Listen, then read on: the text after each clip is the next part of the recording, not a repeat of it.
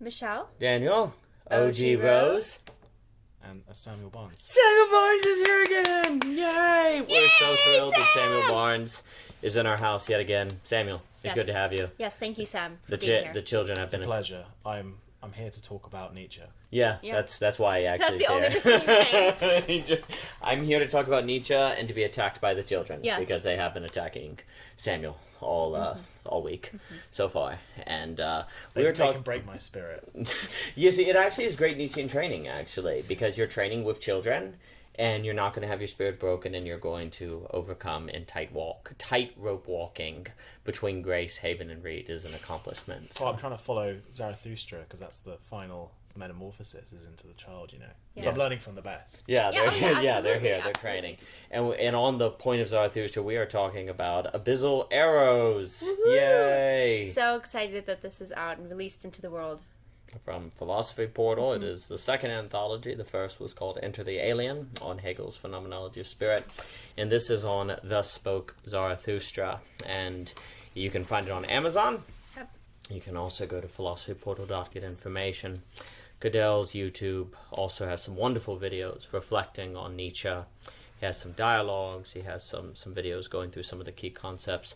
And the anthology really has come together in a manner that I think is just really engaging, really interesting. There's a lot of really wonderful contributions from people like Layman Pascal, Owen Cox, Thomas Hammerich, Max Mackin, Dimitri, Alex Ebert, Chetan, just George Dyke. I mean, it's just a wonderful... Tim Adlin, Jody Dalla, Pamela, Jason, and Jason did the cover as well. The cover is really cool. I really like the cover. Quinn, Jason Wisdom, Joel, Philippe, David, Frege, Carl Smith, Samuel, Mr. Barnes himself. Michelle and I also had a wonderful conversation with Goodell on family and Nietzsche.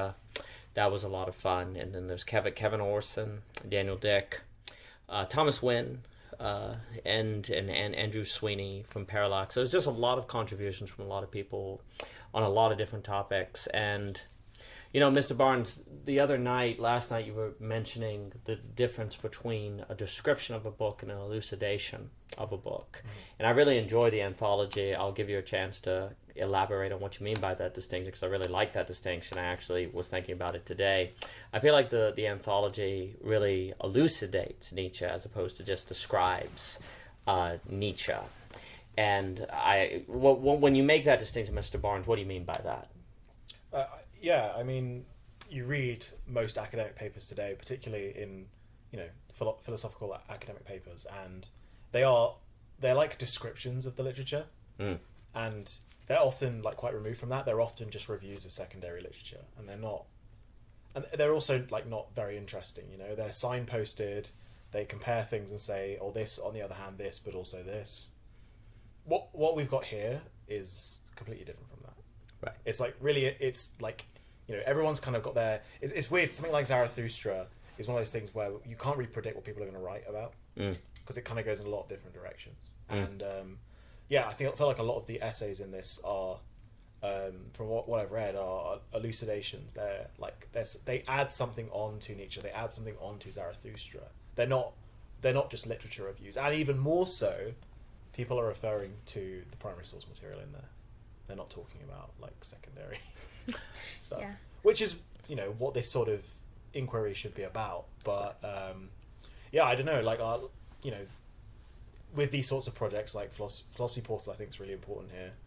And I think I don't know if he'd call himself this, but I feel like Goodell is a great leader of this sort of stuff. Oh yeah, and he's brought together. Like our numbers are small, and maybe the traction we get is not what we want just now. But I think, from the time I've had in these communities, like it seems to be growing exponentially. And you and me both know people anecdotally who say they're in academia and they're kind of jealous of what's going on outside. Absolutely. So I'm really excited, and I think this is really positive. And I think this project specifically, especially with the conference that came along with it, I was like blown away with the fact that everyone's got their own insight, and some of them are a bit, some are wild cards, some are a bit wacky. Oh, so sure. it's interesting, it grabs your attention. Exactly. But it's also got the depth of an academic conference. Yeah. and it's kind of just out there. It's not something that's gatekeep kept and you need credentials to get into this sort of stuff. You just need to be willing to put the work in, Absolutely. And and just on a kind of more aesthetic level, I think the cover here looks amazing. I don't know. Yeah, Jason did an amazing job. Like, I was really impressed. I was like, damn, who did Cadell hire to do this? But it's someone who actually worked on the anthology. Like, it's so cool. It's got a great polish on it, and it's made me very optimistic. So yeah, well done to you and Cadell specifically. But I still think everyone's contributions are important. big and small. To this project. 100%. Cadell, as a teacher, is very gifted, one, in bringing the text to the relevance of everyday life. And you were saying something the other day, Michelle, about your experience of, being in class and feeling like, how is this relevant to my life? And when you try to make in college? Yeah, back in college. And maybe you can share on that. But one of the things, to what you're saying, like, Cadell, when he teaches, inspires people. Like, they're inspired. They want to write something there because he brings the text to the people in a manner that makes it alive and relevant to them today, which is elucidation, and also helps catch a fire within people. And I think that's a very gifted thing. And all the contributions, people worked very, very hard. Honestly, it was a pleasure to read and to work as the editor on the text alongside Cadell. And that was really just a joy. And really, honestly, one of the signs of, I think, a great paper is when you read a paper, you then want to actually go read the primary text. Yeah. That's actually like one of the keys. When you read a paper and you're like, oh, I actually want to read the primary text now again because now I can see it in a new light. Yeah. Yeah. When usually you can read a paper and you're not inspired to go to the primary text, actually. And I think that is kind of a part of the phenomenology, if you will, part of the experience of the difference between an elucidation and description.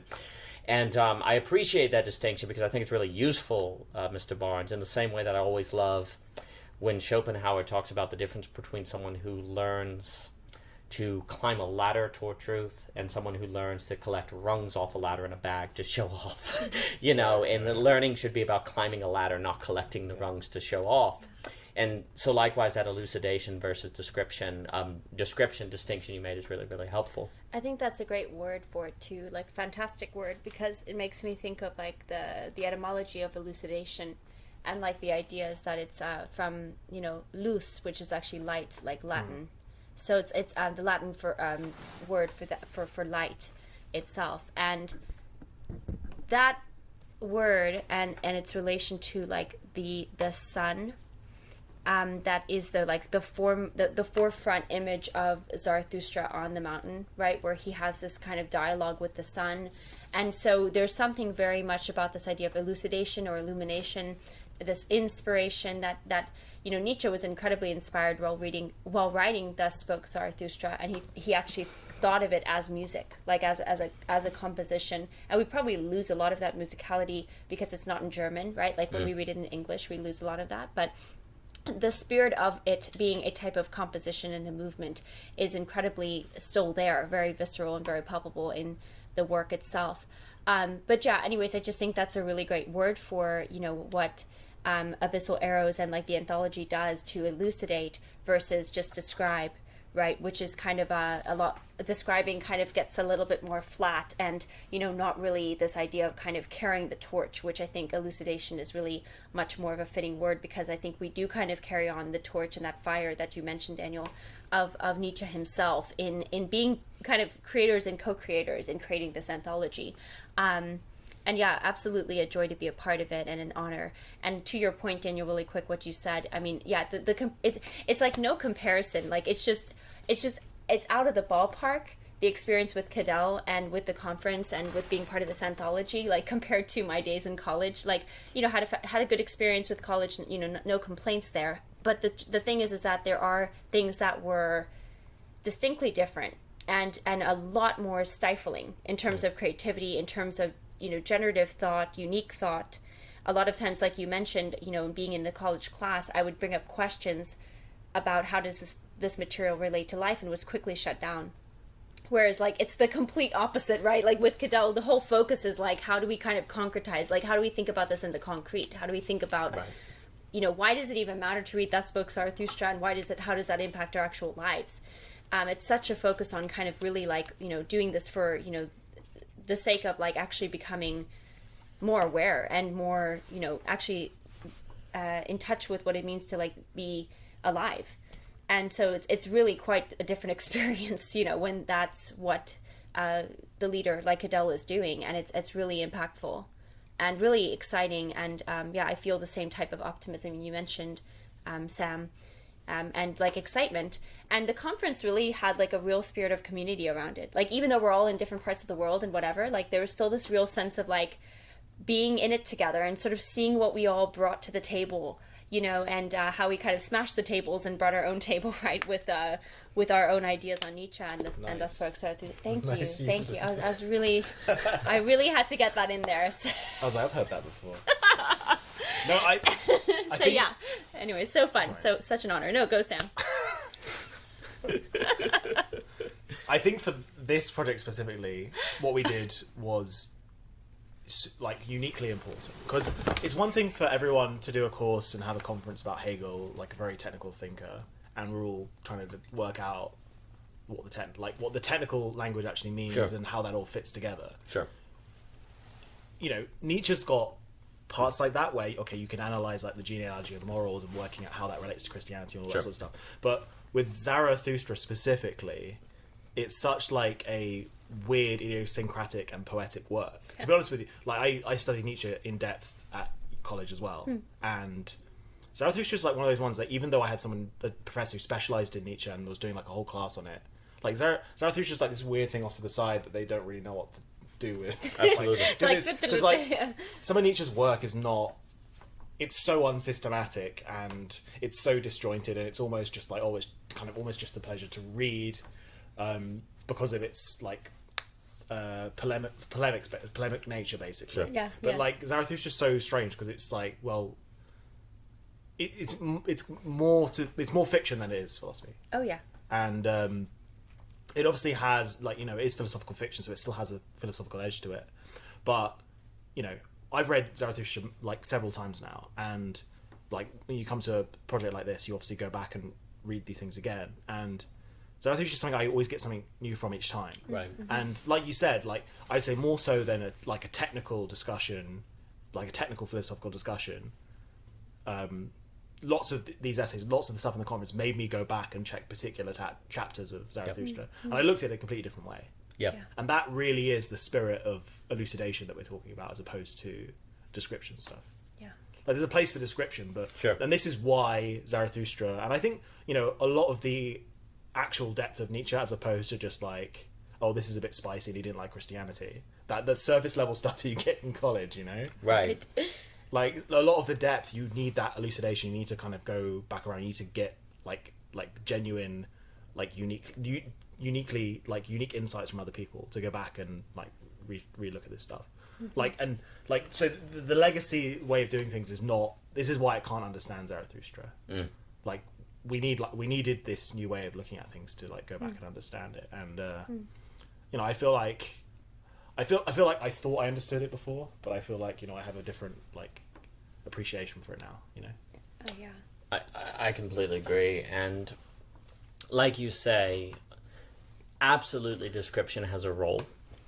But you see, what ends up happening is that description, if that's all you have, the conversation then becomes description inspired by description inspired by description, and there's a stagnancy in the conversation. And it's like you've talked about the Donald Livingston book on Hume. That book's crazy. Like, you read that book by Donald Livingston on philosophical melancholia, or you read Norman Kemp Smith, because he's the other great Hume scholar, and you're like, what? And you have that, what is it? And what's amazing about those books that do the elucidation is what do you want to do? It's like, let me go back to Hume. You know, what the first thing you do is want to go to the primary text. Yeah. And then you're like, oh my gosh, you see it a whole new way, right? And you see something that you would look at, you know, there's that Coetzee, Waiting for the Barbarians. At the very end of that novel, there's that wonderful line where the character says something like, I was looking something my entire life and I could not see it. I was looking at something my entire life and I never saw it. And what's very strange is that without elucidation, what tends to happen with many primary texts is something like that. You've been looking at them your entire life and you never saw them. That doesn't mean you saw nothing, and that doesn't mean what you saw had no value, but what you saw was not all that was there. And there's something very powerful when you have, I actually think, I would be curious, I don't know about this, I would say the majority of intellectuals probably have never had an elucidation experience. Because when you have an elucidation experience, the entire quality of learning changes. Like when you say, oh, learning can be like this, and you have that explosion of elucidation and the possibility of a text that you thought you knew suddenly becomes new, like magic before your very eyes, that transforms your entire relation to all texts, because then the horizon of possibility of text changes. But I would wonder how many people have ever had this kind of elucidation experience with the text. And by that, I guess I mean like the experience of thinking you really knew a thinker, and then encountering someone like a Livingston that makes you go, oh my gosh, like I didn't know Hume at all. And yet you really, really thought you did know Hume, which in one way might open up a kind of paranoia about your relation to all thinkers. But actually the experience of elucidation is so kind of, I find, empowering that I think it can excite you to go back and relate to all thinkers in different ways. It kind of opens up that whole horizon of being excited about thinking in general, which then arguably I think, like once you have an elucidation experience, it can lend itself possibly in the self-turning wheel that kind of Nietzsche talks about in regard to thinking in general. Yeah, and I think the elucidated literature, like examples of that are, like you said, Donald Livingston on Hume. Like that is a book with Hume, not on Hume. Yeah. Just like Nick Land's Thirst for Annihilation is like a book with Bataille. It's not a book on Bataille. Yeah. And I honestly, as something that is a study of an existing thinker, you know, again, it's not like a descriptive biography or like trying to pick apart Nietzsche and make him a system. You know, what we've achieved here is, I think this is honestly an elucidation of Nietzsche and specifically Zarathustra. Yeah. Like this is a book with Zarathustra. Yeah. It's not a book on Zarathustra. Right. I'm sure that, you know, other studies that have been done academically on Zarathustra are just like, you know, dissections and descriptions of, you know, what does the weird mole creature mean? It's like, that's not an interesting question. Like, that's not an interesting question. No, I think that's well put. And, well, like for me personally, you know, with talking with Cadell, going to his class, and we talked about a lot. When you understand, a lot of times you're brought up in college, in my opinion, or your impression of Zarathustra is that Zarathustra is a study of someone who, quote unquote, becomes enlightened. Well, really, he kind of already is enlightened. Yeah. And it's the issue of how do you relate to other people, how do you form a community of enlightenment, a quote-unquote absolute community children. That's a much more difficult problem. And that's an entirely different ballgame, because that's like enlightenment in the midst of people. Yeah. It's one thing to talk about enlightenment, quote-unquote, isolated. It's entirely another matter to talk about enlightenment in social relation and in terms of like childbearing, or enlightenment in terms of career, or enlightenment in terms of community, or enlightenment in terms of blood writing. Like Max, I think that essay on blood writing is really, really well done by Max. And that's an elucidation. Like, if you take seriously what Nietzsche says on writing, and you really took that to heart, that might elucidate writing for you. Like, as opposed to, it like changes what writing is in a manner that might motivate you to take it on in new ways. But I really like that distinction you're saying between a book on and a book with. And it makes me think, like on Austin Farrer, like I'll talk about with the great William Wilson on Austin Farrer, you know, in that paper on Austin Farrer and verifiable education, it's kind of this idea that, do you really, really think that like St. Augustine wrote the Summa Theologica, like as he's writing the Summa Theologica, he's like, I'm so glad that PhD students one day are going to write frickin' dissertations on this. Do you really think that's why they're doing it? He's clearly in it for the fame. Yeah, he's clearly in it for the fame, right? And like, he was hoping that people would write PhDs. It's like, one day people are going to write PhDs on this. And it's like, no, they're writing this because they want you to think with them. Yeah. And they are doing that because they want to be thought with, not to be dissected and described. They, frankly, like someone like frickin' Aquinas wants to inspire you to be more like Christ, ultimately. Or like, you know, Nietzsche's trying to, why would he do something like Zarathustra? There's clearly a hope to emotively, emotionally, and inspirationally motivate people to actually do what he says. You know, he's not just looking to have people write dissertations. He wants to be thought with, But then it requires the intellectual culture or academia or university, what have you. Well, then that, in order to frankly do what Nietzsche wants you to do, you have to have the system to do that, and that's going to be more in the realm of thinking with as opposed to thinking on. And it's kind of like there's a sense where the very intellectual culture we have today kind of betrays the very spirit of why these writers wrote in the first place. Yeah. You know, they wrote to be thought with, not on. There's something really quick that's coming to mind. Two things. One is when you said, the hope is that, perhaps actually people would do what he says, right? But I think that's true. I think the great beauty of Thus Spoke Zarathustra, and actually many people who were writing to, really to inspire, to shed light on, to elucidate life itself for its reader, for the readers, right? It's almost even less than do what I say, and more so do as you say, or something like that. There's something about this ability to, I think that's something that I really learned so much from the process of learning from Cadell and from the group as well, is like, Thus Spoke Zarathustra it's really funny because there's something quite paradoxical about about the character of Zarathustra, right? Like you're saying, he's this enlightened person, or this man who has enlightenment in the sense, but then he actually goes down. He goes down from the mountain. And there's all these kind of strange things that's like, well, wait, if he's like enlightened, wouldn't he just like stay up on the mountain?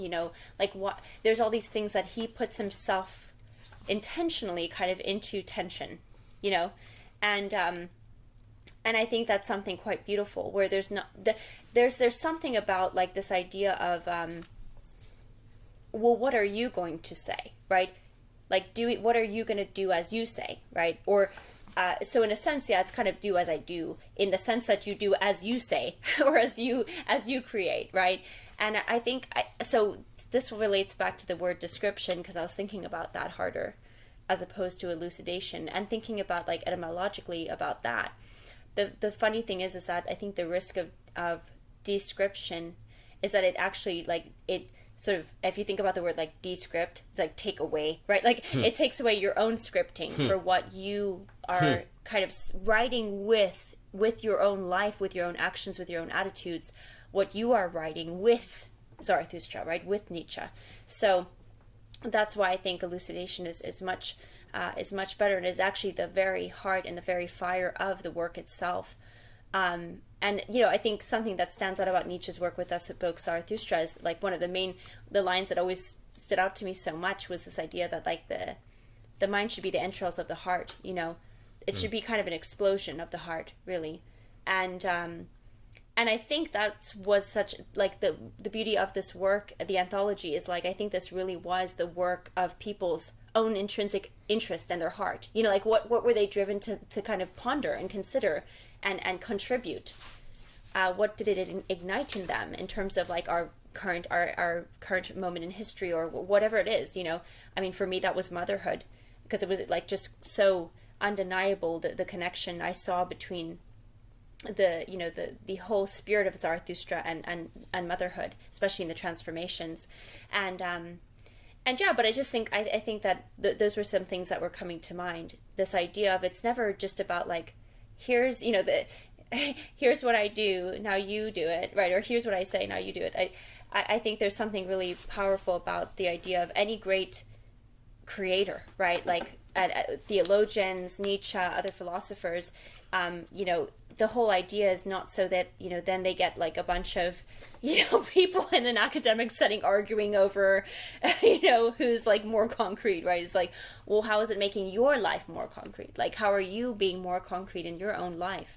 And not that there's no place for those debates at all. There can be a space for that, right? But if you're doing that, the unfortunate thing that it sometimes occurs, it's like a bait and switch, right? Where like all of the description work regarding previous thinkers is just what is taken as actually living it out, or living it for yourself, or living with your own revelation of it.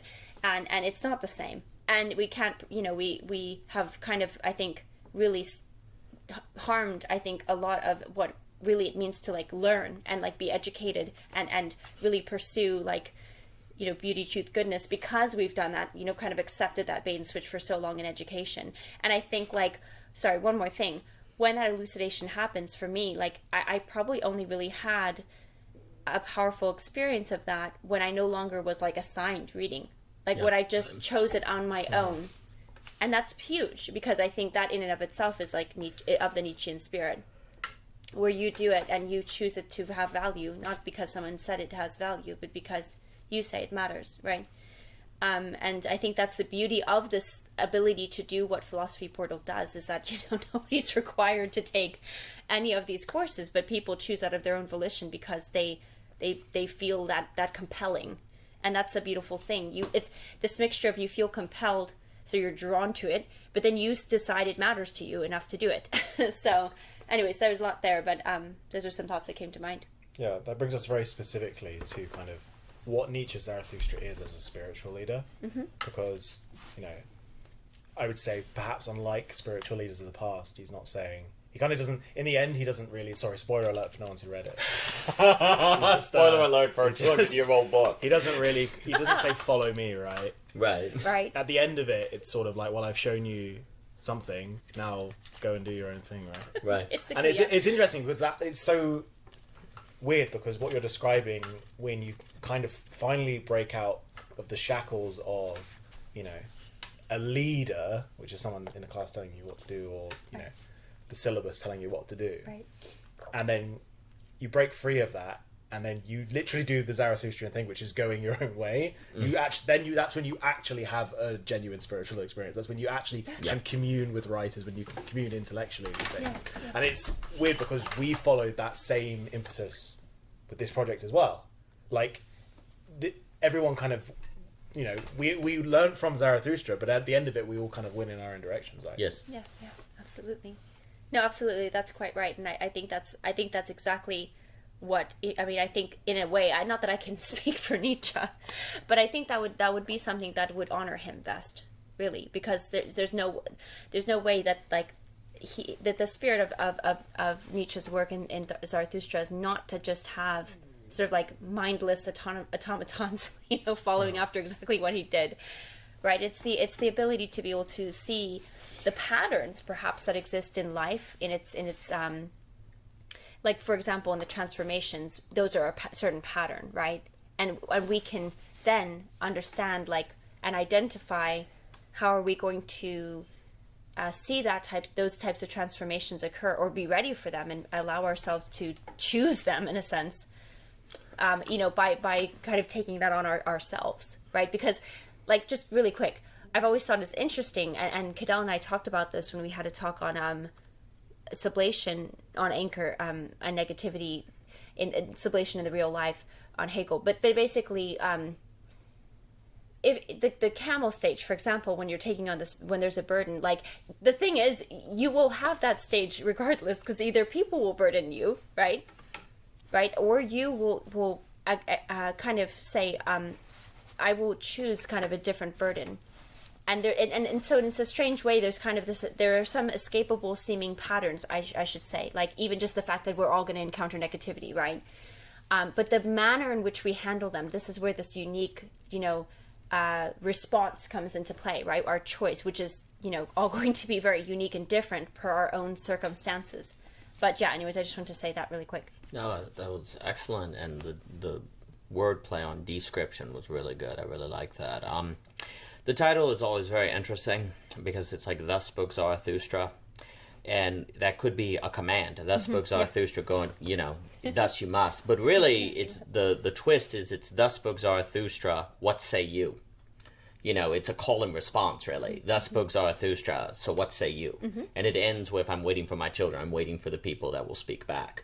And the structure of Zarathustra, which is so important, is that toward the end of book 1, he begins to realize, there's a way in which, I myself as the teacher might actually be hiding behind the teacher role from further spiritual development myself. So he pulls away from his followers. And he also realizes the problem of, dang it, the kind of spiritual awakening I'm talking about requires people to somehow awaken themselves. Right. So me being here is a problem. Yes. Oh, and me being here also is a way where I myself might be running from further spiritual development. And it's very interesting that book one begins with kind of Zarathustra speaking. He's happy in the cave, he's isolated, and then, honey, it's heavy, and he wants to go share his wisdom. But really, the beginning of book two, a period of time passes, but then I think that's where the still voice in the dark, it's more existential. Suddenly Zarathustra doesn't seem as happy. He's more like going through a certain dark night of the soul, right? Like, so the act of going down to the people and coming back changes the quality of the isolation in the cave. That then suggests that maybe some of his original contentment in the cave may have been thanks to avoiding the next level of spiritual development, which required him to realize that seeing himself as a wise person that could give wisdom to people in the valley below was himself possibly escaping the next stage of development. And now that he's gone down and come back, he can't avoid that realization, right? So what you have here in Zarathustra that's so profound is kind of an analysis about how the classical idea of the wise man going to the people and sharing wisdom can itself be a way that the quote-unquote wise man avoids further wisdom, right? And so, the way I talk about in the paper is the question of beastocentrism. And I think really what's critical is Nietzsche has not been appreciated because one, he was cursed by his own brilliant ability to come up with parables, like the parable of the madman, so everyone knows, God is dead, how will we raise to this murder with the blood on his hands? But as, freaking Book 5, The Gay Science, goes through science, utilitarianism, European society, goes through all of these things that people receive their values externally from, and deconstruction talks about the problems of all those, not just religion, but everything. And all of these are ways by which people avoid getting to that place where they take themselves to that really deep place where they realize that their values are not their own, that they are externally bestowed by them. Now, it's not possible to be utterly unbestowed. Right. You will require some bestowing, but you need to come to the place where you realize that, and then the question is, what say you? Now that you know that you've received so many of your vows from bestow, or maybe from hiding in a bestowing role, like Zarathustra, there's a hiding in the bestowing role. He's not being bestowed, but he's bestowing. Right. And there's a hiding that occurs from there. Once you realize that, what will you do? What will you do? Will you go and face that difficulty and rise to its occasion? And basically what it means is like the current academic education model has never moved beyond beastocentrism. And that's what these anthologies or these new online communities are doing. Right? Like you have a Cadell that's leading the class, who's pioneering the class, and then, okay, what say you? Right. Thus spoke Zarathustra, thus spoke Cadell, what say you? And that has to be the model now. Like that, otherwise it's not a Nietzschean education per se. It's not leading into the place of the true self-turning wheel own leadership. You're still falling in, you're still being dragged out of Plato's cave, as opposed to leaving Plato's cave on your own per se. I'm glad Cadell took the time to come down the mountain. Yeah, absolutely. Absolutely. Yeah, exactly right. But Cadell himself, you see, the reason why I think Cadell's classes are so unique is precisely the realization of his experience in the academia where where being the teacher is a way to avoid your own real. Yeah. So Cadell comes and thinks with us to confront his own real and to help us confront our own real. And often in an academic context, the professors got their own research interests. They've got their own book out. They've got their own papers coming out and stuff. And they try and bestow those values, the values or their perspective onto you a lot of the time, I find. Yes. Like, a lot of them, like, that's not even necessarily a bad thing. But the problem is, like you said, it becomes very stultifying when they're just the leader and they're not, like, giving you a way to elucidate yourself. They're just telling you, this is my description, and it'd be really good if you wrote your final paper with my description. Yeah, no. I mean, I think that the element of us all kind of coming together and being able to all sort of have our, thus spoke Samuel, thus spoke Michelle, thus spoke Daniel, right? Thus spoke Adele, thus spoke Dimitri. Like, everybody's kind of having a chance to have their opportunity to create the anthology. It does seem like, and I can't, I'm not entirely sure, so maybe correct me if I'm wrong, someone, but it seems as though a lot of times, like, it's the professor's work is like what's kind of going to be advanced throughout whatever that is being done, right? Yes. But like this is the work that all of us can have our names on and stand by. It's which is so cool and so unique. You know, maybe like it sort of seems like you have to kind of like you use the word gatekeeping earlier, Sam, and it's true that a lot of times it's like, well, you'll get the chance, you know, one day when you're more like the professor. Yeah, like Once you've broken your spirit. pretty much, and you have nothing Once you're an you care about automaton. anymore. Right, then maybe you can write your book that you don't even want to write anymore. So like it's really neat to be on the student level, but also realize that there is a genuine feeling that like all of us are truly like the students in it, even Cadell, you know. Yes. And though he does obviously take an enormous amount of time and effort to do the incredible lectures that he does, which are truly magnificent. But there's a real sense of like I said, there's just a type of camaraderie in working together and working out our ideas together in the creative element of the conference and the anthology, which is really beautiful and really unique, incredibly unique, just something you really don't see. You know, it's like, and this is real thing. Like, this is a real thing. It's like out on Amazon. You know what I mean? It's like it's a real book. It's not just like we have a little project we get to present to each other in class. Like, no, it's it's in the world, and it's really incredible. I wanted to say something really quick on the bestowing, because I thought that was a really good point on this idea that, you know, look, like, it's inevitable, right? We can't pretend like we never get anything from anyone, right? Or that we somehow shouldn't, right? Like, we're going to, right? Right. We learn our language by mirroring each other in our infancy, etc. But I think that the realization of that is very important, because then you sort of have to, it almost reminds me of our book, Daniel, Belonging Again, right? Where it's almost like to value again. Yes. Right? You valued it. Now, do you want to value that again? Like, do you want to value it for yourself now too? Or do you want to choose a different value? And so that's really important. But I was also thinking about how today it seems as though what's being bestowed, the problem that can sometimes happen in academic, like in the institution itself, is that it's almost like it is bestowing, but it's trying to pretend it's not bestowing. Yes. You know, it's like, oh, no, like, we're not. Like, there's no, like, there's no hierarchy, real values. There's no real blah-de-blah. Instead of, like, being the dialectical thing of, like, I think there is a very dialectical dynamic with philosophy Portovite, because, like, Cadell is the leader, the teacher, but then he's also going to participate like us, with us, as students, or as the co-creators of an anthology, right? Where we're all kind of in this camaraderie of that, like I already mentioned. But like with there's just something strange, because it seems to want to say like, well, there aren't hierarchies, but there is this sort of like, we all know the elephant in the room is like that there is like the hierarchies of like this, that, and the other, and it's kind of saying this idea of like, well, we're not bestowing any like values, because, you know, people can just choose kind of whatever they want, but like then you are sort of bestowing a value of no values, you know. It's like you can't. But I think that not being able to recognize the paradoxes, right, or the sort of strange ironies in that is what can be problematic, right? Like, I think there's actually always going to be paradoxes and ironies, right?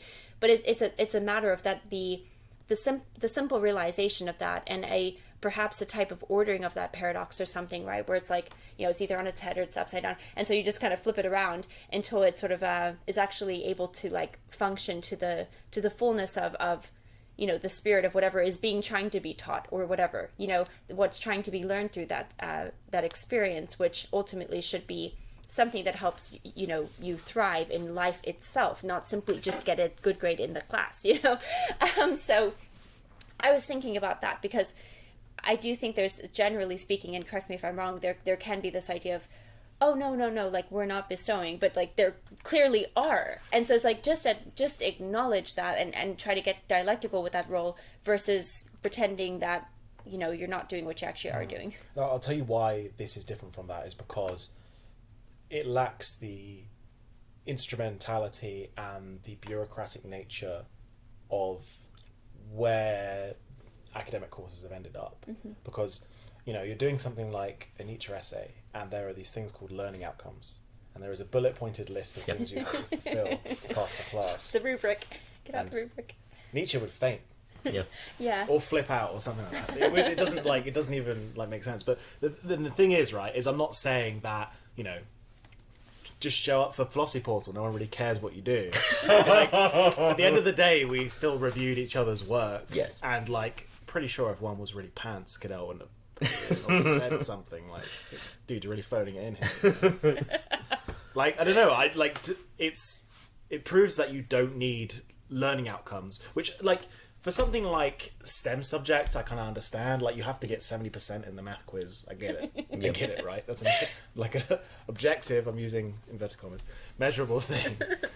But, like, it stifles something like philosophy. It often stifles the humanities. And that's particularly true because you cannot take someone who is against the very proposition of a bullet point list, like Nietzsche, to try and squeeze him into it. It doesn't work. And as a result, like, this is not only like a very freehand piece of work, it's a quality work. And I'll tell you why it's quality work. It's because people aren't there for the wrong reasons. You know, people often have to take a minor in philosophy because it's part of their other subject or whatever. And like I said, they're phoning it in. Yes. Like, everyone who turns up to Philosophy Portal is there because they want to be there. Right. Yeah. That leads to quality work. Yes. Yes. And this is my elitism coming out here, but this is why, you know, things like philosophy need to return to becoming elite subjects. Because people have to actually philosophize, you have to want to philosophize. And that's a very rare thing. That's not a very common thing. Well, I think what you're getting at is, like, basically one of the main rubs of Nietzsche is the motivation. Like, the truth is the motivation. And you can't fake the motivation. What's very interesting, I think, Michelle, both of you are getting at, like, in some respects, like a massive question on authority today, apprenticeship, mentorship, leadership. The whole book is kind of like this. And what we see in Zarathustra is something about a teacher who says, hate me. Like, you need there, and this is what's strange. Like, at the end of it, he's like, I need y'all to hate me, is what he says. But there's a way in which there is a bestowing in that. There's an anti-bestowing in the bestowing. Because you're saying you need a teacher to come teach you to separate yourself from the teacher. So this is the weird paradoxical move that seems like critical for learning. Like, you need the idea that I need to separate and individuate from the teacher, but you actually need to be taught that.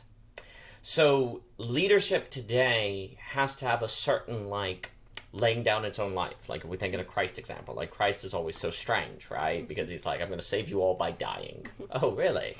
So, like, there's all these paradoxical moves. And, you know, Nietzsche, I mean, Zarathustra is quite kind toward Jesus. He just thinks that all the Christians are fake and that Jesus was, like, the last Christian, right? Yes. And so, and there's a lot of, look, I mean, we always got to remember, like, you know, when the frickin' madman is screaming in the alleys like God is dead, this is not celebration time. This is, oh, we're in trouble now. You know, and he's also saying you Christians are atheists and don't know it. That's what it's very important. He's saying you Christians are not, you're atheists and don't know it. He's very Kierkegaardian. But the weird move is you need an apprentice. You need someone to guide you. Like Highroot talks a lot about the guide. Like the difference between a teacher and a guide. Yeah. You definitely need a guide. But the guide also has to guide you against the guide. That seems to be the critical move that the true guide today must do. Like, bring you to the place where, say, okay, you know why I brought you here? To tell you that you got to get back on your own. You know? And yet, had you not had the guide you to the place where they're then going to leave you on your own, you wouldn't have developed the skills along the way precisely to be capable of doing that. But you're only going to begin that journey if you can, one, overcome the quote-unquote trauma of, my guide just abandoned me. My Zarathustra just told me to hate him. So there's a trauma in that, and you got to overcome that, and then you have to work back from that. So there's an encounter of the real that then you have to work from. And we rather not do that because we want the teacher to keep bestowing us. We don't want to, like, face the trauma of having our idols shattered. Like, I thought I could have my teacher guide me all my life. And maybe I will if I get a PhD and just stay here forever. So I have to have my idol shattered. And I have to shatter my idol without forsaking what the teacher taught me. That's the trick. Because, like, if Zarathustra says you need to hate me, why would you not just throw out his teachings? You have to actually see as one of his teachings to hate him, to make his teachings be internalized. And these are the weird paradoxical moves that quote-unquote spiritual leadership based on the subtitle requires today. that Zarathustra is tracing out that seem very difficult to put in an institutional setting. Like, how do you do that in an institutional setting? Arguably, it's not possible. But one of the challenges I think that all these online communities are exploring are, well, is it possible, though, here? Maybe in an official bureaucratic certification structure it's not possible, but maybe something like that is possible here. And I think Cadell is absolutely modeling it. And I think it's something about also ending with an anthology that helps it lend in that direction. Because, like, all right, I've walked you through Zarathustra, I've helped you see it, and hopefully these lessons on Zarathustra has lit a fire. Now follow that fire. Yeah. Go. Go. Turn against my interpretation. Do your own interpretation. Go. So there's something there in that. Really quick, I think that idea of like hating the guide at the end of it all, it kind of makes me think about when Jesus says about like hating your mother and your sisters and your brothers, and that seems so strange, right? I don't think it means like hate, like be angry and kind of like jealous and begrudging. I think what it means is to hate your guide if it's going to mean that you love your life, actually. Like, there's something about having to say that perhaps I did need that. I needed that, but I actually don't need you. And it's nothing of hate. It's not like a hateful in the sort of spite and sort of malice sort of the sense of the word, but it's a sense of I would hate if I needed you now, because I don't need you anymore. But I did need you. And it's a deep respect for the guide, a deep respect. But there's no longer a neediness toward the guide. And to me, I think that's really important. I think also exactly right, and I think also there's the idea that if you hate Zarathustra, but the teachings still stand, then you've made the teachings your own. Well, I guess what I mean, why I bring this up is like, and Javier has brought this up, which I think is a great point, where he talks about where somebody leaves their religion, right, and they hate it, and they've got like a grudge on their shoulder about it. And it's almost like they didn't actually really leave it, because they still keep a connection to that religion by their grudge, right? And this is what I mean to say, where we have to maybe think about what we mean with hate, right? It's not to really kind of have a chip on your shoulder about it, right?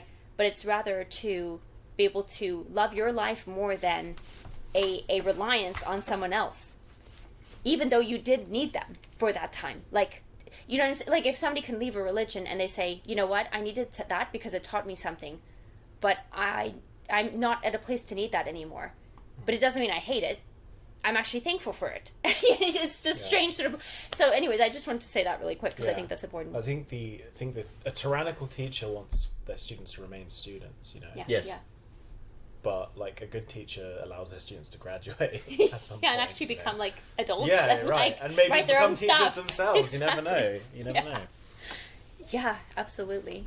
Well, I think on the Jesus saying, also I think there's a part of where it's like, you have to hate your mother and father. It's kind of pointing to, you have to do that which according to the Jewish tradition and the law would be seen as hating your parents. But it's not actually hating your parents. It will be just socially seen as hating your parents. Like, it seems like a rejection. And similarly, in order to get a real education, you have to do that which seems like you're wasting your education. Like, that's like, if you do this kind of thing, like, why are you doing this? You're not getting certified. You're not getting anything. You're just reading these books. You're wasting your time. So in a way, you could say, like, Zarathustra is like, those who will not, like, hate education cannot be my student, right? And by that, it would mean by, according to the principles of what the society defines being educated, you have to hate that or be seen as hating education if you're going to actually be, learning. Imagine if you got like a little certificate for every book you read. Oh, you don't? You don't? Wait, what? They've been giving those out? Grace makes them. She colors them anymore. That's why she does all the color worksheets. All the pushing, like cat. I mean, you give us a mailing address, we'll send you. Grace will notify. I've read a lot of books. You're gonna read a lot of stuff. Grace is gonna have to do a lot of friggin' coloring. Exactly. That's hilarious. But no, and so like likewise, there's a way in which when Zarathustra's like, you have to hate me. There's a way in which if you go off and become your own thinker, that in a way is hating the previous teacher. Because why would you go off and be your own thinker? Like, there's a way in which the society would see that as hating Zarathustra. And I definitely think Zarathustra is playing on those verses. Mm-hmm. Yeah, no, and I think that's extremely true and very, like, relatable. it's I don't know if it's just kind of human nature or where it sort of comes from, but people have a hard time taking someone else's choice as simply that person's choice, and not some giant commentary on what they did. You know what I'm saying? Like it can be particularly difficult with between different generations or in familial situations, right? Because it's like, well, I've provided this, and why would you go and do that? Like, doesn't it mean you wanted this? Like, if you want that, does that mean you didn't want this? Yes. I was like, no. I love that. That was great. That was a blessing. Like, but to choose something different doesn't mean to scorn. Like, in the sense that's why it's such a good point. It does kind of come across to the person as hate, even though it's not hateful at all. Like, you don't mean it in hate, you mean it in your own choice. Yes. And it means nothing. Like, you still have a deep gratitude for what the other person chose or what you received before that.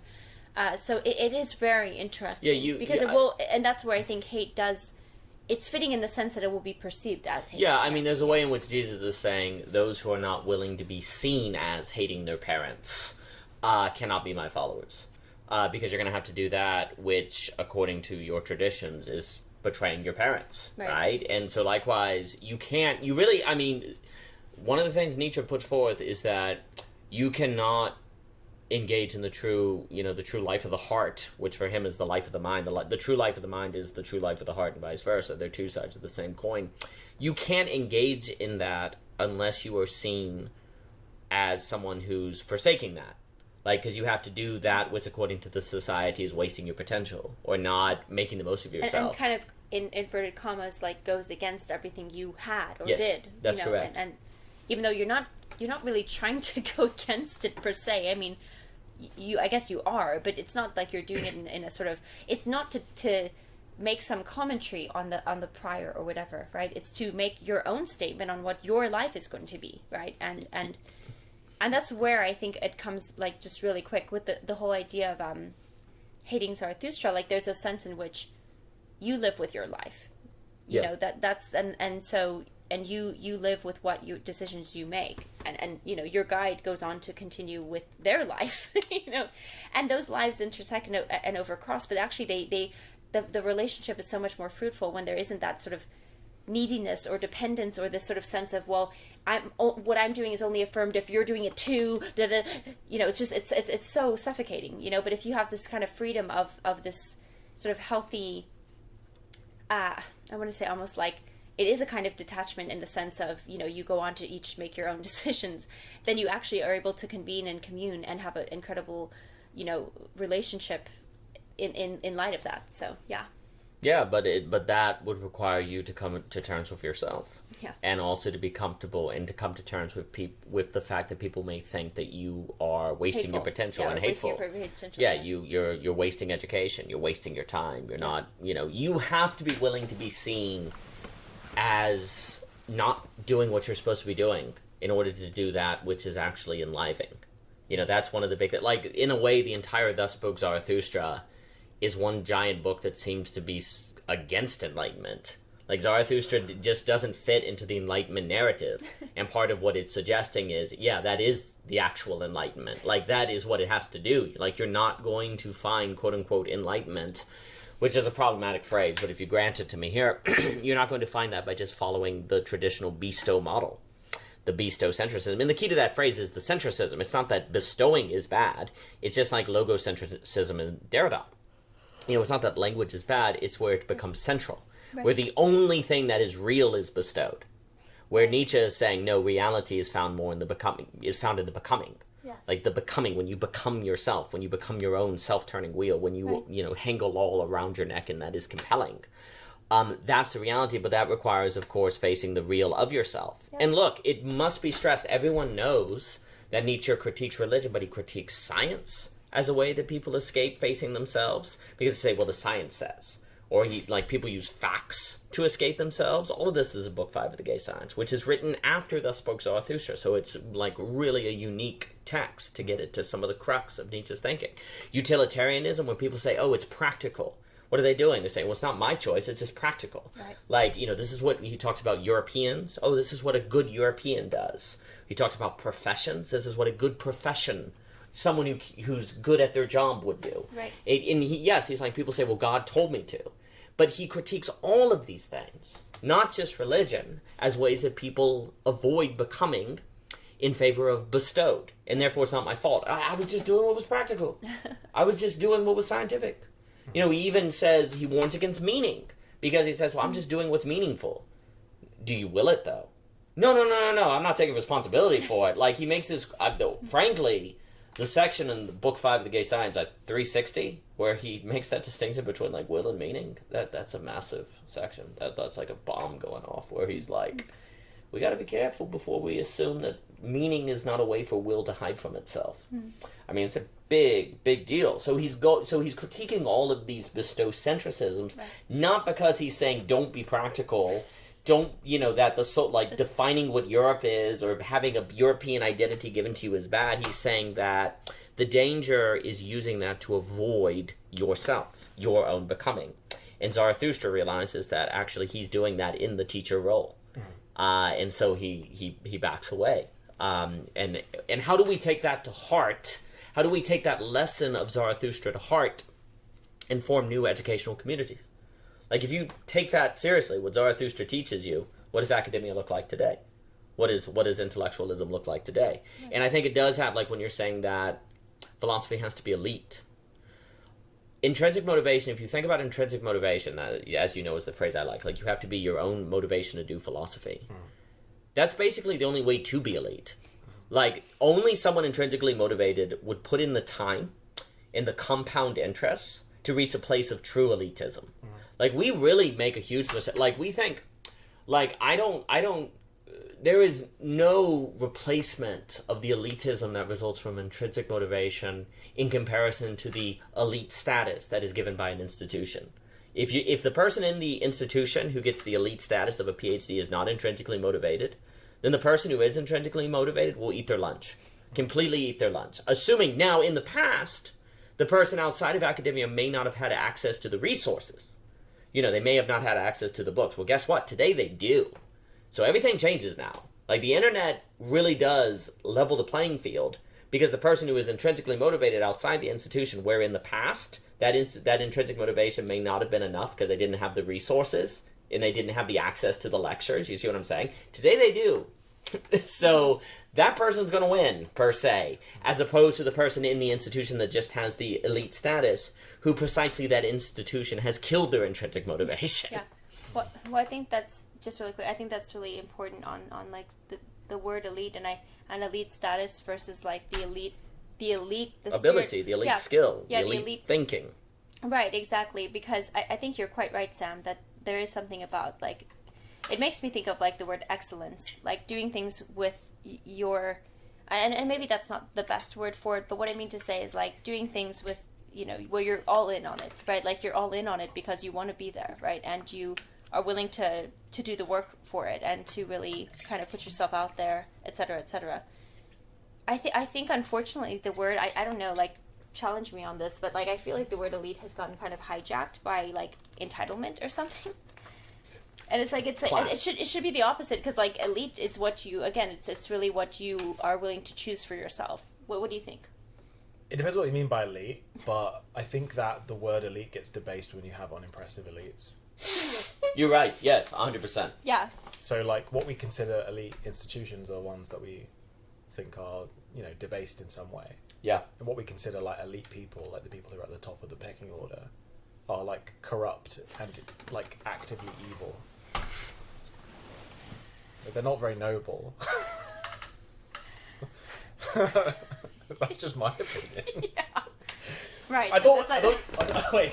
Sorry, what were you going to say? Go, Sam, go. I thought what you said about like being a good European and stuff was quite interesting, because I don't know if this is deliberate in Zarathustra, but like being good European is like some guy who speaks like 3 languages and has done like a gap year in Africa and is like a global citizen, whatever that means, But like it's quite funny because Zarathustra is like a cliche of like an enlightened person. Like he lives in solitude. He goes and sits cross-legged in the mountains for like 30 years and he speaks in riddles. But I wonder if that's deliberate by Nietzsche, or whether he's like kind of ahead of the curve on that cliche. I find it quite funny though. I think Nietzsche like is deconstructing that.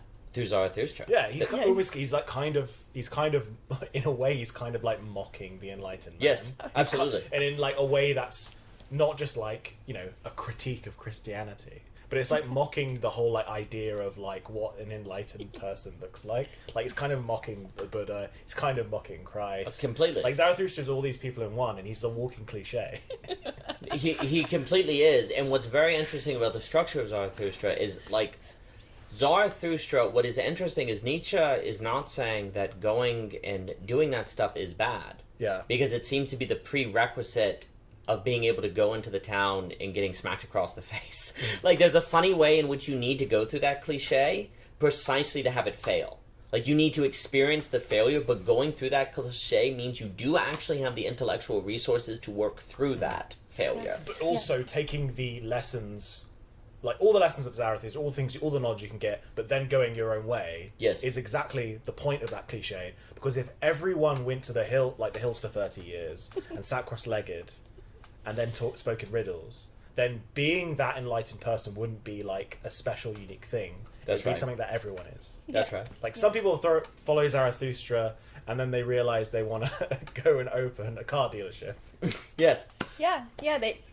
Oh, why are you looking at me? How can you see into my soul so clearly? It's gonna be Oldsmobiles. Yeah, that's all gonna be old moves. 1990 Oldsmobile. No, I'm in love. That's the only. I'm direction. in love with that 1990 Oldsmobile. It's a good car. It's amazing. It's beautiful so car. great. Big old rust bucket. Oh, it's so good. Something about old cars, man. I want to say something. Please. I thought was all really great. Cliches. Yeah. So something that actually that Javier brought up in his article on tautologies, but basically I thought it was a really great point where he, to your point on like it be the failure of it, Daniel, is actually what actually somehow like allows the cliche to keep going somehow. It's like there's something about the cliche that it's a cliche for a reason, right? Yes. Like it's strange because even its failure kind of contributes back to the cliche itself. In a sublated way. Yeah, in a sublated way. Within Exactly. the good of the cliche that made it become a cliche is regained. Right. Like that's what like a cliche is a cliche for a reason, but with time the Right. good of it is lost. And what has to happen is the cliche has to encounter its own failure so that the like nugget of wisdom and truth in it can be, Hegel would say, be negated, sublated. Yes, absolutely. And that's what's happened. Like by the time you come to Zarathustra, you kind of need a negation, sublation of wisdom into something else. And that's what and frankly, you could say Zarathustra, no doubt, is a forerunner to psychoanalysis. Yes. And I'm not saying psychoanalysis can replace philosophy, but philosophy today, to do a good job, has to have psychoanalytical consideration. Now, where you go with that means a lot of things. But I do think thinking about Zarathustra as a negation sublation of the guru is very important. Because unfortunately you are taught in college that he's just another guru. And then he's just part of the spurious infinity, as Hegel would say, as opposed to helping you get a true relationship with wisdom. By bringing it into the finite, because for Hegel that's the only place you find a true infinity is in relation to the finite, and the guru enters the realm of the social. So if wisdom is going to be in the social, it has to be in the place where it can relate to the social, but that would require the guru to come to the social, and the moment they come to the social, they get smacked in the face. Yeah. And I think one of the great tools provided by all of this, if properly understood, is it gives you like a defense against bad gurus. Yes, 100%. Ultimately. 100%. Which is that tyrannical teacher I was talking about, Oh, pretty yeah. much. That's right. Well, and I think for me, the tyrannical teacher in Zarathustra is like the ape, right? Like the ape is completely identical to Zarathustra. He says the exact same words, but he's not the same. That to me is such an important part of the book because it goes to show you that the difference between Zarathustra and the ape is not the words, it's the quality of the spirit. And also, I think there's a realization of Zarathustra there of, okay, like I myself have to truly have a quality of spirit in order to be distinct from the ape, and that would require me to face myself, to leave the bestowing role in which I can be hiding my spirit from the real. That would make me develop that quality. So what is so fascinating with the ape is the showing that enlightenment is not saying certain words. It's some sort of quality of spirit that maybe only you can know to yourself. Because for everyone else, you sound the same as Zarathustra. You look the same. You know, you're doing the same performative acts, and yet there's a difference there. So there's something about the ape in Zarathustra that I think speaks to, like, the difference between the totalitarian teacher and the actual true... The difference between the good guru and the bad guru is the quality of the spirit of the guru, right? Yeah, Mr. Ebert. And as opposed to the particular words they say. But then you got to trust the guru to do that work for themselves, which they may not, right?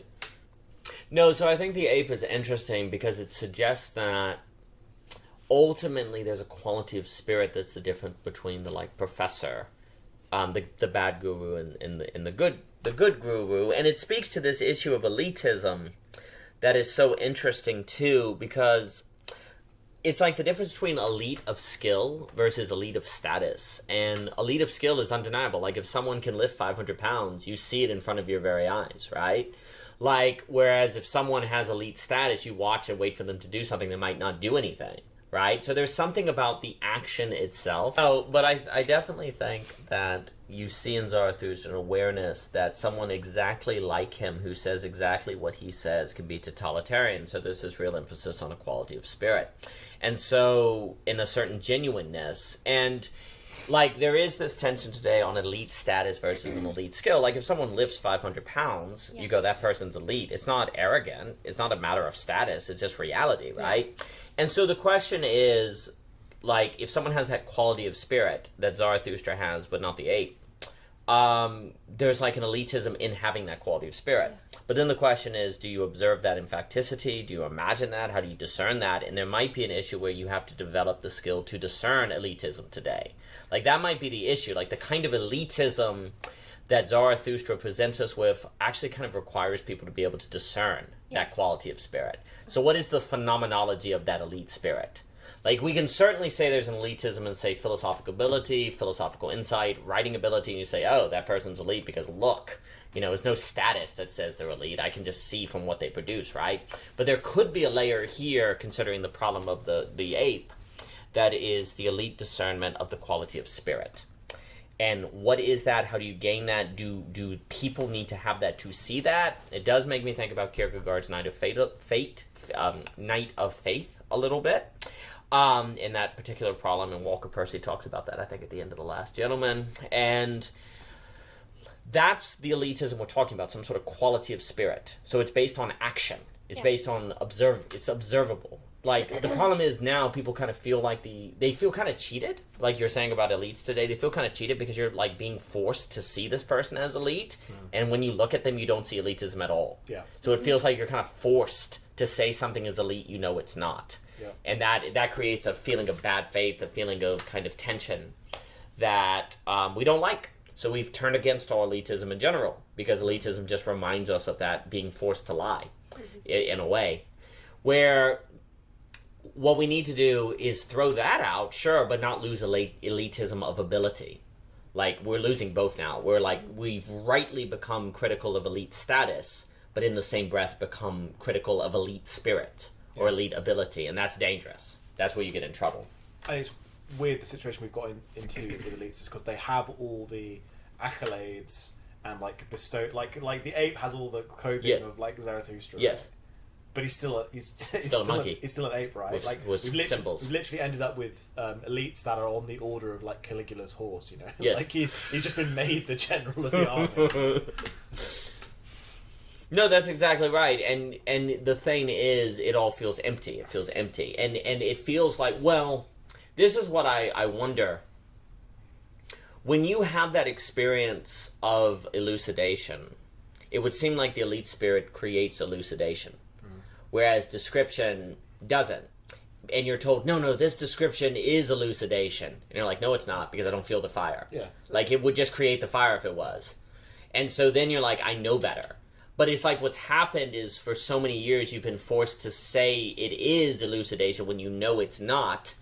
And that's just built up and built up and built up. And now you have a turn against all authority and all elitism in general because of a certain sort of, like, explosion of that buildup. Yeah. But that's where you get trouble, because then you're throwing out all guides. Like, again, you need a guide to get to the place where you're then left on your own. Yeah. You need to be brought to the place where you can be left on your own. You can't just, like, start off on your own. That's the trick. Like, the issue is not bestowing, it's bestocentrism. Like, the kind of the model in belonging in the address that we'll talk about is, instead of being dragged out, yeah, you may need someone to come to the cave and say, hey, you can leave, you know, and then you leave yourself, but they don't drag you out. You could see that model, or the possibility of someone on their own realizing they're in a cave and leaving. But that would get us into the very experience of the cave that may tip you off to the fact that it is a cave and that you would leave. That's a different matter. But there's a difference between the guy that drags you out of the cave and the guy that tells you you're in a cave. And that, I think, is kind of starting to point at what we have to think about today. And the guy also who comes to the cave and says, hey, you're in a cave and you have to find your own way. That's different. It's like, I came out that way, but you can't go that way. You know, you have to go your own way. So there is a bestowing there, but it's for the sake of a becoming, right, not to just stay in bestowing. And that's where I think then elites are in service of developing elite skill, not just re-facilitating their elite status. Like, it's almost like today what we have is a guy that comes down into Plato's cave and be like, hey, I left Plato's cave, you know, honored, like, he doesn't help you out. He just comes down and he's like, praise me. He's showing everyone the badge. It's like, hey, everybody. Yeah, guys, I've been in the world of forms. I'm pretty great. He's showing everyone the badge. Well, I feel like, I think because of what you both have mentioned about elites, and kind of like how it's kind of been associated with people who are just, like, frankly corrupt and actively evil, as you said, Sam, which is true. I think there can be an elite aversion today. Like, there can be this sort of sense of, like, well, we can't say elite, or we can't be elite, or blah blah blah, because it just gets associated with all the bad that it has become, which is it's like the person just sort of showing off, like, what they've got or whatever. It's even less about what they did and who they kind of are, like, what's their title. It's a lot about the status, right?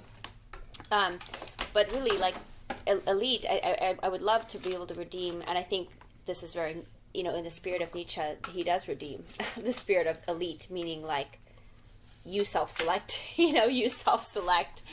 participation in philosophy, or you self-select and you do the work of it. So, yeah, I just wanted to say that too. Well, there's a weird thing that happens, that when you have this, like, radical denial of elitism where you say everyone is equal, then you kind of have to, like, deny what you actively see in front of you or hear. Like, when you read a book that's excellent, you have to pretend like it's not. And it creates this really weird thing where people, like, they hear someone speak and their argument's really good, but they say, oh, but that's just their opinion. And this guy over here who, like, is fumbling over his words and makes no sense, that's equal. So there's this weird thing where if you deny elitism too much, you actually end up denying reality. And you end up getting to the place where you have to pretend like you don't see reality. And that creates like, all sorts of pathologies. Yeah, what I think, too, is, like, it's about being elite being elite for yourself, not to be elite over others, you know, to like lord this over other people. It's like being elite in and of yourself, for yourself. But that actually will be great for other people too, actually. Like, that's kind of the irony, you know, where so I just think, like, I think that's important as well. Yeah, because reality has, like, different degrees of excellence. Like, it's interesting. There is some sort of denial of reality. There's some sort of denial of reality that follows from a denial of elitism. Yeah, I mean, elitism comes in many different forms, right? Sure. I mean, the problem is, you say elite, right, and you're immediately assuming, like, you know, like a politician or you know, a captain of industry or something like that. But something that's very interesting, especially with the essays we've got here as well. You know, obviously our theme is spiritual leadership, but I don't think it's a stretch to say that's, you know, you're talking about something that's elite, right? Sure. Like, there's essays in there about motherhood, right? Yes. You can be an elite mother. Yes. Like, you can be very good at being a mother, right? Like, and this is comes back to your point, Michelle, is that, you know, you can be elite in ways, like, elite for yourself, you know? Like, it's bizarre how, like, people could see, like, oh, you know, they're just a single mum. But, you know, like, how much of a better place you're going to make the world if you are an elite mother, if you're an elite Yeah. single mother. Yes. Yeah. Because absolutely. you're raising the next generation, or like even it's even if you're you're just doing a job to pay the bills, like you can be elite at that job. Exactly. Absolutely. Exactly. Yeah.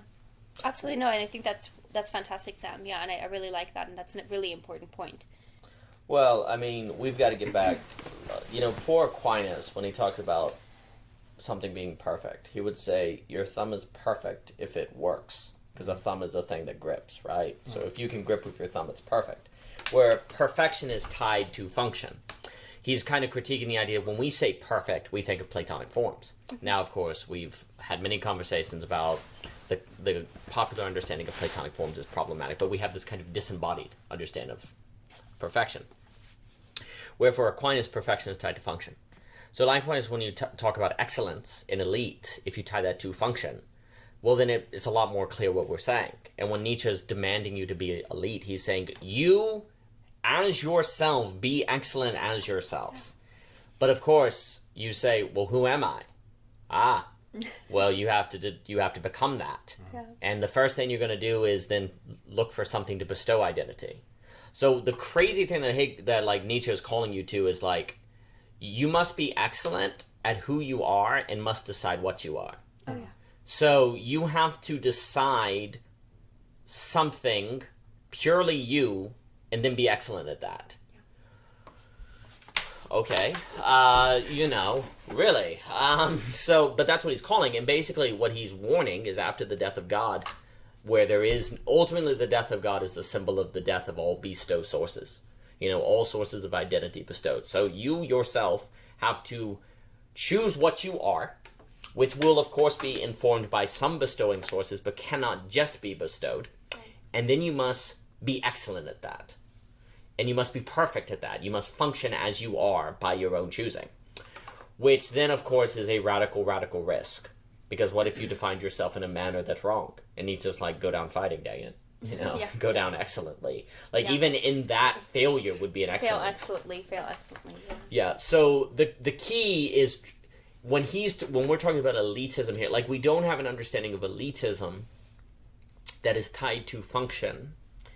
And certainly then we don't have an idea of elitism for the individual that is tied to the individual existentially choosing themselves and being elite in that. Because that's too terrifying.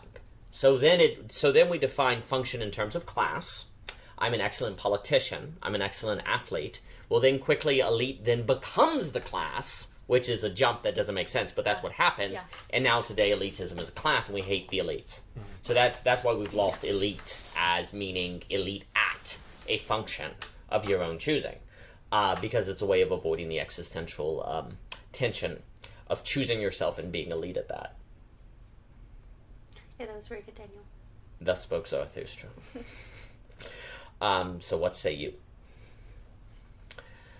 But I think it's I don't know. I think pretty happy with the anthology. I am too. And I think it's a great reflection of Zarathustra because it's just as idiosyncratic as that book is. Absolutely. It is Absolutely. as it is. You might not like everything you read in this, but there's definitely something in there for everyone, I think. Completely. I mean, the issue with even talking about the anthology is every essay, you're we should talk about every essay, but every essay would deserve an OG Rose conversation because they bring out and elucidate such concepts that are really, really fascinating. I love Daniel Frege, we were saying Thus Spoke Zarathustra, this idea that Zarathustra is a language that then structures you because the subject is structured linguistically.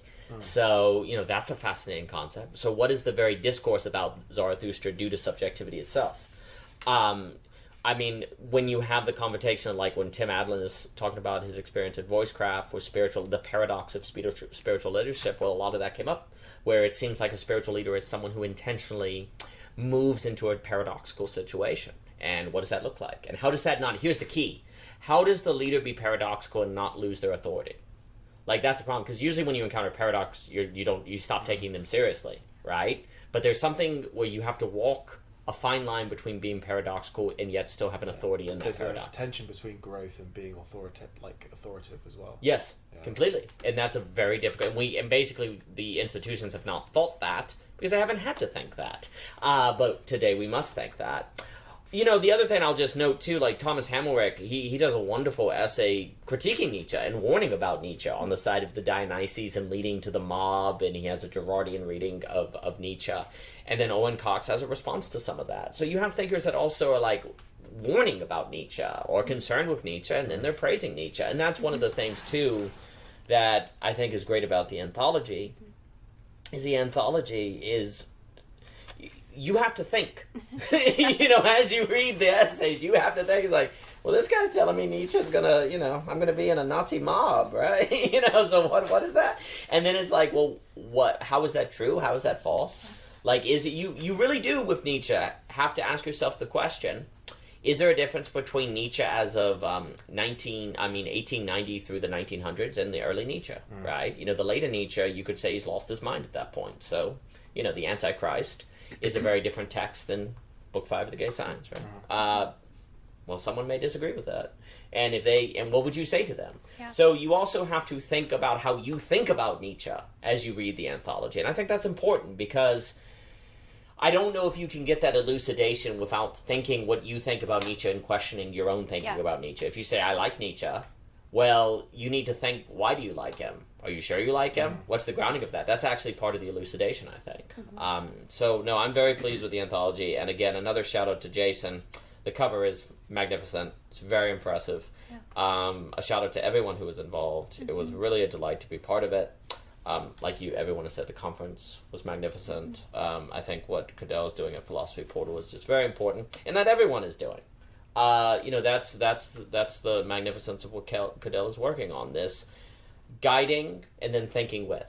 Like, as you were saying, the difference between thinking on a thinker and thinking with a thinker. You know, Cadell is trying to do the classes in a manner where then everyone is thinking with the thinker, and Cadell is thinking alongside you with, but not in a way where he's avoiding being the guide, but guiding you to the place where then he can think with you.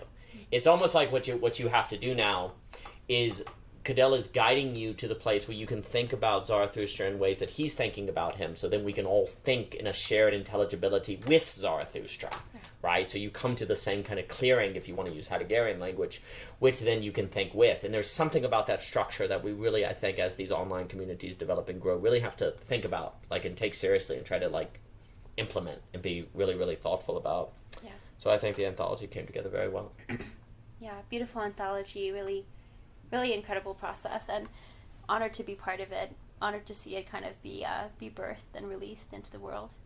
Absolutely. Yeah, really happy and really excited about what Philosophy Portal is doing, and yeah, like you said, what everybody is doing. It's really neat to be a witness to that. Absolutely. So go to Amazon, buy 5 copies. You got a bunch of holidays coming up. It's really nice July if 4th. You can actually like put them in a you know, you can do a bow and arrow thing with them.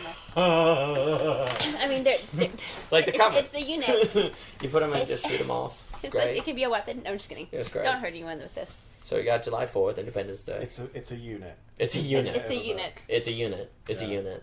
And what other books do you want to buy other than a unit? Yeah, you know, exactly. You actually want a book that could possibly be a weapon. Yeah, you need something to hold open a door sometimes. Absolutely. So there are doors. I need it for my front door. You get your money's worth. Hold open the doors of your heart with this book, man. Yeah, so you got Independence Day. You got Labor Day for birthing. Yeah, get this for Labor Day. This is a great Labor Day gift that's coming up, so you can birth the child. And for more from Philosophy Portal, please visit philosophyportal.com. And thank you, Samuel Barnes, for being on the couch. It's really great. It's been a pleasure. It's been a pleasure. And thank you, everyone involved in the anthology. And visit Philosophy Portal today. Thank you.